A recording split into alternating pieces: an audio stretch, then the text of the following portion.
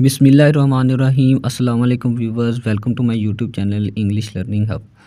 जैसे कि आप जानते हैं कि मैं पार्ट्स ऑफ स्पीच की सीरीज़ स्टार्ट की हुई है, जिसमें मैं नाउन पर ऑलरेडी वीडियो अपलोड कर चुका हूं, जिसमें मैंने बेसिक टू कॉम्पिटिटिव एग्ज़ाम्स तमाम कॉन्सेप्ट्स आपके साथ शेयर किए। अगर आपने वो वीडियो नहीं देखी तो मैंने लिंक में डिस्क्रिप्शन में लिंक डाल दिया है, वो आपके लिए बहुत हेल्पफुल होगी। तो आज मैं अपनी वीडियो में प्रोनाउन को डिटेल से डिस्कस करूंगा, उसके बेसिक टू कॉम्पिटिटिव एग्ज़ाम तमाम कॉन्सेप्ट्स को क्लियर करने की कोशिश करूंगा। अगर आप मेरे यूट्यूब चैनल पर नए हैं तो सब्सक्राइब कर लें और बेल आइकन को दबाना मत भूलिएगा, ताकि आपको तमाम नोटिफिकेशंस बर वक्त मिल सकें। तो चलिए स्टार्ट करते हैं। सबसे पहले तो मैं प्रोनाउन की डेफिनेशन और उसको एग्जांपल्स के साथ आपके कॉन्सेप्ट क्लियर करने की कोशिश करूंगा। उसके बाद उसकी तमाम टाइप्स को डिस्कस करूंगा और पर्सनल प्रोनाउन में जो कुछ केसेस पाए जाते हैं जिनके कॉन्सेप्ट जानने आपके लिए बहुत ज़रूरी हैं, वो आपके साथ डिस्कस करूंगा। Subjective case, possessive case and objective case. उसके बाद जो बाकी टाइप्स होगी मैं उनको डिस्कस करूँगा। तो चलिए देख लेते हैं प्रोनाउन क्या होता है। प्रोनाउन जैसे कि उसके नाम नेम से ही ज़ाहिर है, जैसे मैंने आपको पहली वीडियो में बताया था कि नाउन क्या है। Name of anything in this world is called noun. कोई भी चीज़ जो इस दुनिया में पाई जाती है, उसके नाम को हम क्या कहते हैं? नाउन कहते हैं। तो जब हम उस नाउन को रिप्लेस करते हैं किसी और वर्ड के साथ, तो उस वर्ड को क्या कहते हैं? Pronoun. Pronoun are the words used in place of a noun. They help avoid repetition and make sentences more concise. हम उसको क्यों यूज़ करते हैं? ताकि रेपिटिशन से बचा जा सके और जो हमारी स्पीच है या राइटिंग है वो कंसाइज हो। जैसे कि मैं आपको एग्जांपल देता हूँ कि एक ऑडियंस है, मैं उससे कहना चाहता हूँ कि आप दूसरे रूम में शिफ्ट हो जाएं, तो मैं अकेले अकेले का नाम लेकर तो नहीं ना कहूँगा, मैं उसे क्या कहूँगा कि all audience move towards another room. ठीक है, तो इससे कंसाइजनेस आ जाएगी और मैं बस सब के नाम लेने की बजाय जो मेरा टाइम वेस्ट होगा, मैं एक ही प्रोनाउन उसके लिए यूज़ करूँगा, ऑल। ठीक है, एग्जांपल्स हम देख लेते हैं। एग्जांपल्स, ठीक है, ही, शी, दे, इट, वी, ये सारी क्या हैं? एग्जांपल्स हैं। जैसे कि अली को मैं रिप्लेस कर दूंगा ही के साथ, आयशा को रिप्लेस कर दूंगा शी के साथ, बहुत से लोग हैं तो उसको मैं कर दूंगा दे के साथ, अगर बेजान है या न्यूट्रल जेंडर है तो उसको मैं इट के साथ, और इसी तरह मैं अगर हम बात करना चाह रहे हैं तो वी के साथ। जैसे कि अली इज़ इंटेलिजेंट, उसको रिप्लेस करूंगा अली को ही इज़ अ नाइस पर्सन। इसी तरह वहाँ कौन खड़ा है, जैसे कि मैंने आपको बताया कि जब हम नाउन को रिप्लेस कर देंगे तो उसकी जगह जो वर्ड आएगा वो प्रोनाउन होगा। तो या अगर मैं यहाँ पे कहूँ कि वहाँ अली खड़ा है, तो अली को मैंने रिप्लेस किसके साथ कर दिया है? कौन के साथ। तो कौन हमारा या हु क्या होगा? ये भी हमारा प्रोनाउन होगा। इसी तरह कोई तुम्हें बुला रहा है, समवन इज़ कॉलिंग यू, तो जो समवन होगा, जो कोई होगा, ये मैंने रिप्लेस किया है ना, इसकी जगह मैं कह सकता हूँ कि अली तुम्हें बुला रहा है। तो वो भी क्या हो जाएगा? प्रोनाउन। कोई भी प्रोनाउन और समवन भी प्रोनाउन की एग्जांपल्स हैं। इसी तरह अब पर्सनल प्रोनाउन, जिसको 3 कैटेगरीज़ में डिवाइड किया जाता है, फर्स्ट पर्सन, सेकंड पर्सन और थर्ड पर्सन। आई वी क्या है? फर्स्ट पर्सन है। यू क्या है? सेकंड पर्सन है। और दे, ही, शी, इट क्या है? थर्ड पर्सन है। फर्स्ट पर्सन क्या होता है? और पर्सनल प्रोनाउन ऐसे प्रोनाउन जो हम अपने लिए या ऐसी जानदार चीज़ों के लिए यूज़ करते हैं, जो मोस्टली यूज़ होते हैं। ठीक है, फर्स्ट पर्सन ऐसा जो खुद जो बोल रहा होता है, जो प्रेजेंट टाइम में बोल रहा होता है या जो बात कर रहा होता है। जैसे कि मैं वीडियो बना रहा हूँ तो मैं बात कर रहा हूँ। ठीक है, तो मैं क्या हो गया? First person. इसी तरह वी अगर हम बात कर रहे हैं, और सेकंड पर्सन जिसके साथ मैं बात कर रहा हूँ, जैसे मैं आप लोगों के साथ, आप ऑडियंस हैं तो मैं आपके साथ बात करता हूँ, तो आप क्या होगा? सेकंड पर्सन, यू हो गया। और जिसके बारे में मैं बात कर रहा हूँ, जैसे प्रोनाउन के बारे में बात कर रहा हूँ, तो ये क्या हो गया? थर्ड पर्सन हो गया। ठीक है, वो यहाँ पर मौजूद नहीं है, मिसाल के तौर पे जो उस वक्त मौजूद ना हो उसे क्या कहते हैं? Third person. हमारा एक शुरू से बचपन से हमें कॉन्सेप्ट सिखाया गया है कि आई का मतलब मैं है और मी का मतलब मुझे है, लेकिन ऐसा नहीं होता। आप जहाँ पर भी मैं, मुझे, मेरा, अब आ जाता है कि मुझे अपने वालिदैन से प्यार है, तो आप क्या लगाएंगे? मी लव माई पेरेंट्स। तो आप क्या लगाएंगे? I love my parents. तो इसीलिए ये हमारे जो उर्दू से इंग्लिश में कुछ कॉन्सेप्ट्स हैं, इन्हें क्लियर करना बहुत ज़रूरी है। जहाँ पर भी मैं होगा, मुझे होगा या मेरा होगा, तो उसकी जगह हम क्या लगाएंगे? आई। इसी तरह हम, हमें, हमारा की जगह क्या लगाएंगे? वी। इसी तरह तुम, तुम्हें, तुम्हारा की जगह क्या लगाएंगे? यू। और इसी तरह वो, उन्हें, उनका की जगह क्या लगाएंगे? दे। वो, उससे, उसका की जगह क्या लगाएंगे? ही, शी। इसी तरह ये, उसे, उसका की जगह क्या लगाएंगे? इट।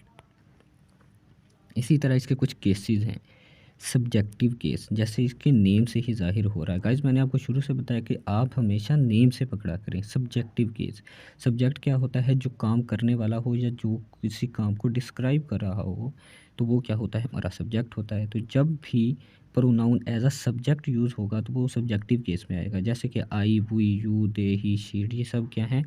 सब्जेक्टिव केस में यूज़ होते हैं, तो इसलिए ये सब्जेक्टिव केस, सब्जेक्टिव प्रोनाउन है। जैसे कि he is intelligent, he as a subject है, और ये जो भी जिस भी प्रोनाउन कैटेगरी में आएगा वो सब्जेक्टिव केस होगा।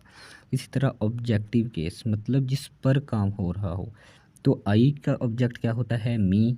वी का अस, यू का यू ही होता है, दे का देम, ही का हिम, शी का हर, इट का इट ही होता है। तो मैं कहता हूँ कि मैं उससे बुला रहा हूँ। मैं तो कौन हो गया? सब्जेक्ट। उससे बुला रहा हूँ, उसे कौन हो गया? Object. He is calling you, या मैं तुम्हें बुला रहा हूँ, या मैं उसको बुला रहा हूँ, तो क्या होगा? He is calling you. इसी तरह आगे हो गया पोजेसिव केस। पोजेसिव कि ओनरशिप में ये यूज़ होता है कि ये मेरा घर है, ये मेरी कार है, ये मेरा पेन है। तो इसी तरह ये पोजेसिव केस में जो भी प्रोनाउन यूज़ होते हैं तो उसे क्या कहते हैं? Possessive pronoun. जैसे कि my, mine, our, ours, your, yours, their, theirs, his, her, hers, its. ठीक है। तो इसका एक छोटा सा कॉन्सेप्ट है जो मैं आपको बता दूं कि जब भी ये यूज़ होगा कि ये मेरा घर है या ये मेरी किताब है, तो तब क्या यूज़ होगा? This is my house.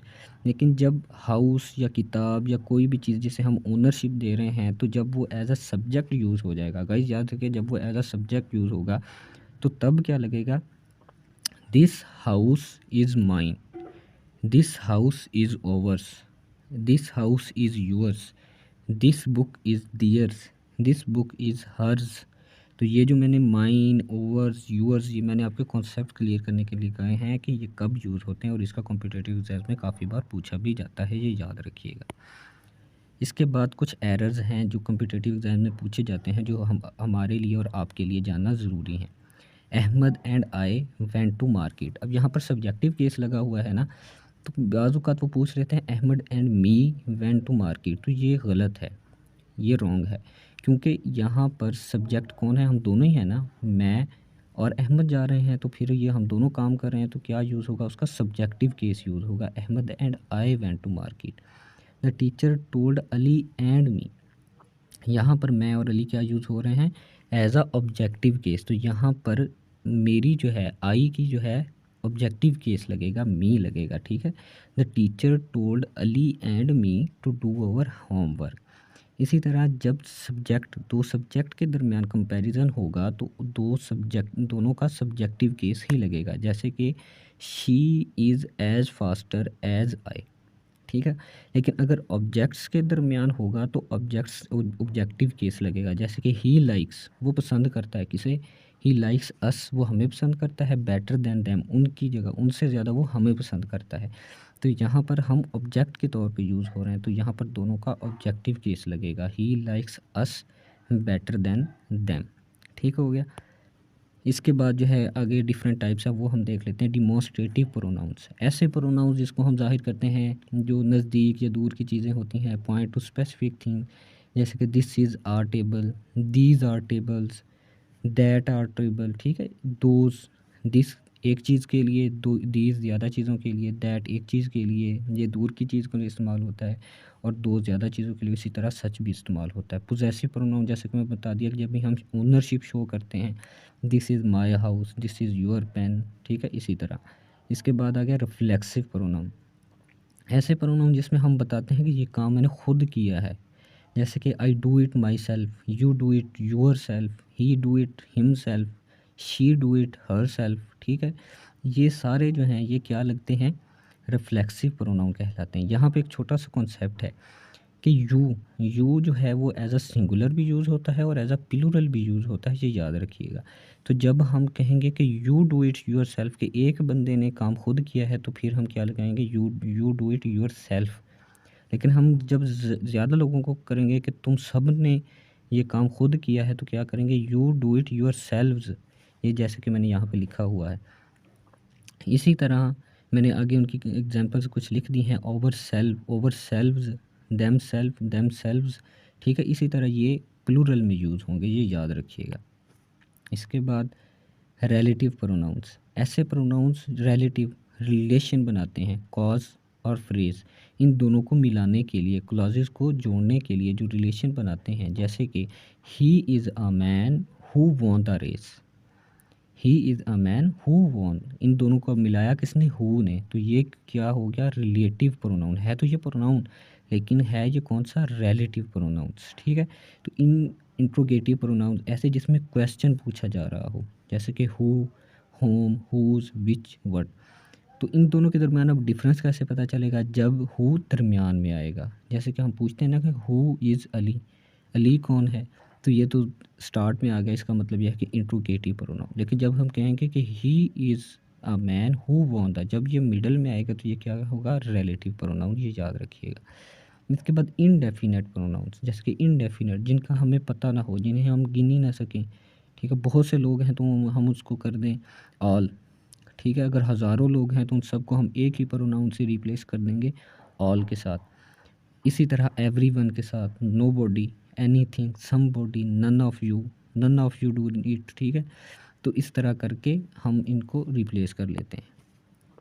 Thanks for watching this video, और अगर आप इस वीडियो पर नए हैं तो सब्सक्राइब करें। अगर आपको ये वीडियो पसंद आई है तो लाइक कीजिएगा और दोस्तों के साथ शेयर कीजिएगा।